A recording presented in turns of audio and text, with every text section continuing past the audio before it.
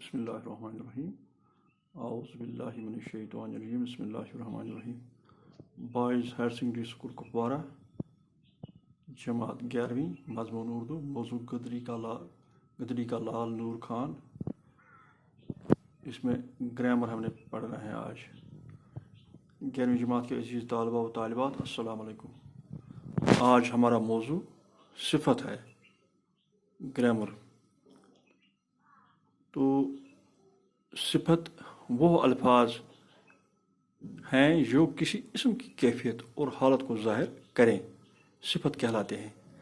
یعنی کہ کسی اسم کی کیفیت اور حالت کو ظاہر کرنے کو صفت کہلاتے ہیں. کیفیت میں اچھائی، برائی، مقدار، تعداد، رنگ اور دیگر اوصاف شامل ہیں.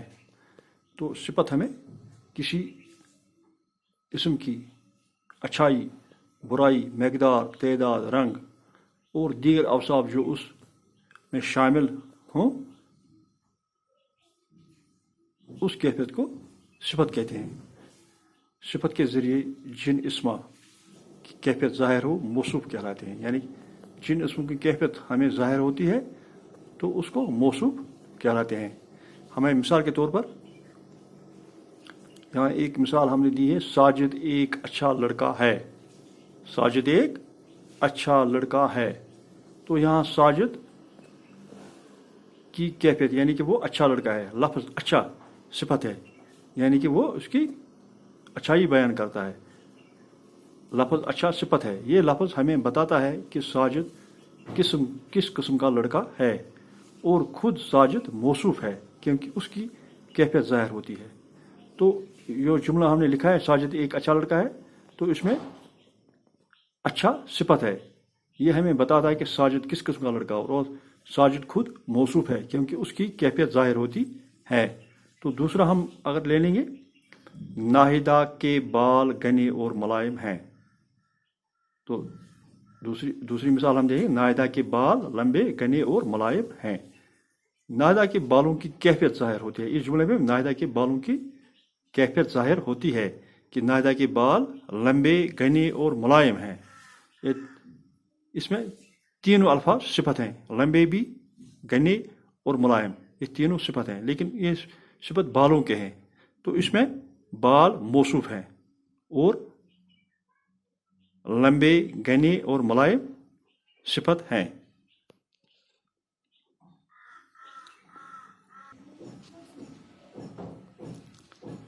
اب صفت کی قسمیں. تو نمبر 1 اس میں ہے صفت ذاتی. صفت ذاتی وہ صفت جو کسی اسم کی ذاتی حالت اندرونی یا باہری کو بیان کریں صفت ذاتی کہلاتی ہیں. تو صفت ذاتی پہلی قسم اس کی ہے صفت ذاتی، جو وہ صفت ہے جو کسی اسم کی ذاتی حالت یا اندرونی یا باہری کو بیان کریں صفت ذاتی کہلاتی ہے. ان سے موصوف کی کسی ذاتی خصوصیت کا پتہ چلتا ہے. یعنی کہ موصوف کی کسی ذاتی خصوصیت کا پتہ ان سے ہمیں چلتا ہے. جیسے سمجھدار یعنی جو سمجھ رکھتا ہو، نیک لڑکا، بھاری پتھر، جوان آدمی، سرخ سیب، گرم چائے. تو جو اوپر کی فکریں ہیں ان فکروں میں نیک، بھاری، جوان، سرخ، گرم صفت ذاتی شمار ہوں گے. یعنی کہ یہ صفت ذاتی ہیں. تو اس طرح سے یہ صفت ذاتی کی پہلی قسم ہے صفت ذاتی. اور دوسری ہے صفت نسبتی. تو نسبت کے معنی ہیں لگاؤ یا تعلق. نسبت کے معنی ہیں لگاؤ یا تعلق. ایسی نسبت کے معنی لگاؤ یا تعلق ایسی صفات جو کسی اسم کے لگاؤ یا تعلق دوسرے اسم سے ظاہر کریں صفت نسبتی کہلاتے ہیں.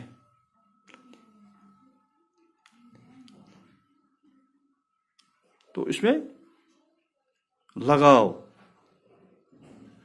یا نسبت دوسری کے ساتھ ہو. جیسے کشمیری سیب یعنی کشمیر کا سیب، کشمیری شال، کشمیر کا شال، کاغذی، کاغذ کا، سنہرا، سونے کی طرح، یا گوار اس میں آئے گا جو دیہاتی ہوگا.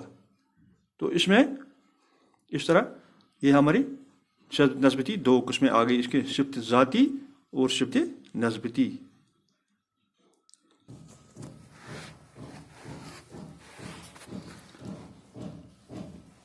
تو اس کا صفت عددی کا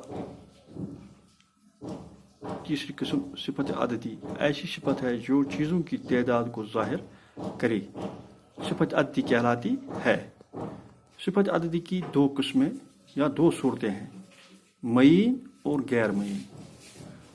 تو صفت عددی ایسی صفت ہے جو کسی چیزوں کی تعداد کو ظاہر کرے، صفت عددی کہلاتی ہے. یعنی کہ تعداد جس میں ہمیں چیزوں کی پتہ چلے، 2، 4، 8 وغیرہ.